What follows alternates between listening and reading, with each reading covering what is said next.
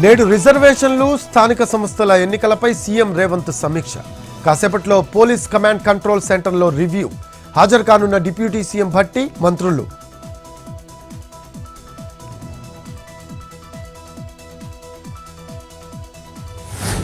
కాసేపట్లో సచివాలయానికి సీఎం చంద్రబాబు. సింహాచల దేవస్థాన భూములకు సంబంధించి పంచగ్రామాల సమస్యపై రివ్యూ.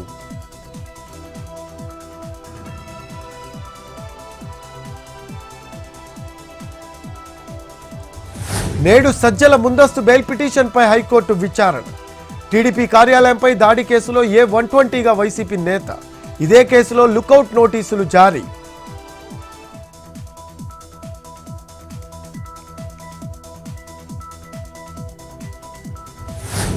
మీడియాపై నోరు పారేసుకున్న గుమ్మనూరు జయరాం.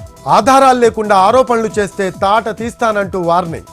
తనపై భూ కబ్జా ఆరోపణలు చేస్తే రైలు పట్టాలపై పడుకోబెడతానని ఫైర్. రేపు జీహెచ్ఎంసీ సర్వసభ్య సమావేశం. 8,440 కోట్లతో ప్రతిపాదించిన బడ్జెట్పై చర్చ. ప్రజా సమస్యలపై నిలదీసేందుకు సిద్ధమైన బీజేపీ. ఫిబ్రవరి 10 తర్వాత మేయర్పై అవిశ్వాసానికి బీఆర్ఎస్ వ్యూహం.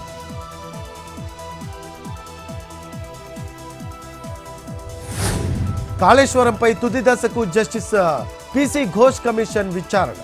ఇప్పటివరకు 110 మంది సాక్షుల వాంగ్మూలాలు రికార్డు. ఫిబ్రవరి 1 లేదా 2వ వారంలో తదుపరి విచారణ.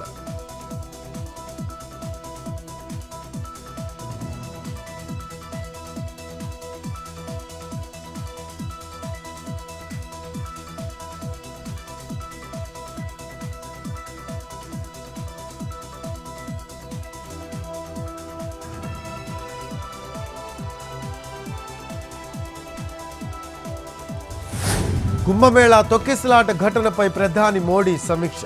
సహాయక చర్యలపై 4 సార్లు యూపీ సీఎంకు ఫోన్. గాయపడ్డ 40 మందికి ఆసుపత్రుల్లో చికిత్స. పవిత్ర స్నానాల్ని తిరిగి ప్రారంభించిన అఖారాలు.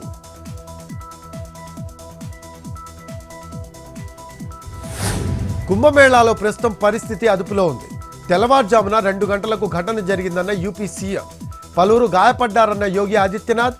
మృతుల వివరాలు వెల్లడించని ముఖ్యమంత్రి.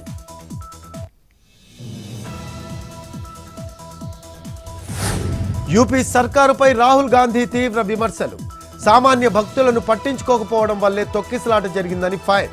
ఇప్పటికైనా వీఐపీ సంస్కృతిని అడ్డుకోవాలని కామెంట్.